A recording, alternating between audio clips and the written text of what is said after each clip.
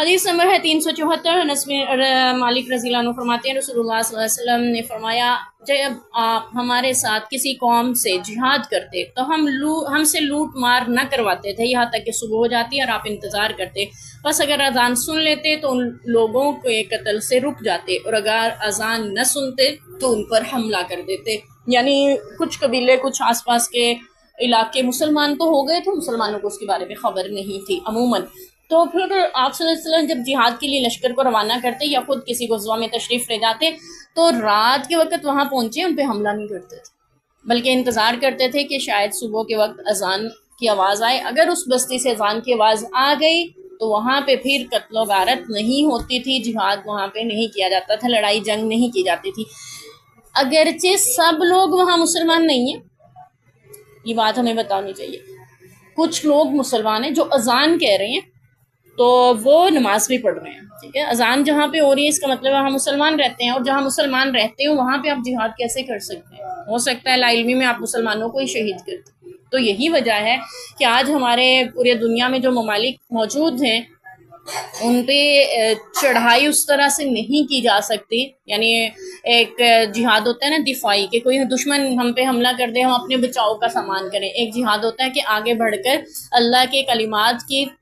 سربلندی کے لیے، دنیا میں اللہ کے نظام کو قائم کرنے کے لیے جہاد کیا جاتا ہے۔ اس کے لیے کافر ملکوں پہ حملہ کیا جاتا ہے، ان کو مسلمانوں کے زیر نگین، اسلام کے زیر نگین کیا جاتا ہے، وہاں اسلام کا قانون نافذ کیا جاتا ہے، پھر وہاں کافر بھی رہ سکتے ہیں، ہندو بھی، سکھ بھی، ہر کوئی اپنی عبادت بھی کر سکتا ہے، اپنے طریقے کے مطابق اپنے تہوار بھی منا سکتا ہے، زندگیاں اپنے مذہبوں کے مطابق گزار سکتا ہے۔ یہ اسلام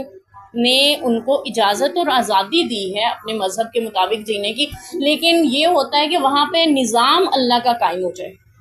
اللہ کا دین غالب ہو، اس کے غلبے میں رہتے ہوئے لوگ جیسے چاہیں اپنے مذہب کے مطابق زندگی گزار سکتے ہیں۔ اب جہاں پہ اذان کی آواز آ گئی آپ صلی اللہ علیہ وسلم وہاں پہ پھر جہاد یہ والا نہیں فرماتے تھے۔ یہی وجہ ہے کہ آج ہماری پوری دنیا میں کوئی ملک ایسا نہیں ہوگا جہاں پہ کوئی مسجد موجود نہ ہو سوائے اسرائیل کے، جہاں پہ مسلمان نہ رہتے ہوں سوائے اسرائیل کے۔ تو اگر اسرائیل پہ چڑھائی کی جائے تو وہ ایک طرح سے جواز بنتا ہے کہ وہاں پہ اللہ کا دین غالب نہیں ہے۔ ویسے تو ہمارا نظام جو ہے، نظام اسلام بہت کم ملکوں میں رائج ہے۔ اللہ کرے اللہ تعالیٰ ہمیں دین کے غلبے کی فکر نصیب کرے تو ہم اپنے ملک میں بھی اسلامی قوانین کو نافذ کر سکیں اور اللہ کے دین کو غالب رکھ سکیں۔ ہم اپنے ملک پہ اگر اسلام کو نافذ نہیں کر سکتے، کم سے کم اتنی اللہ نے ہمیں طاقت اور استطاعت تو دی ہے کہ ہم اپنے اوپر اللہ کے دین کو نافذ کریں۔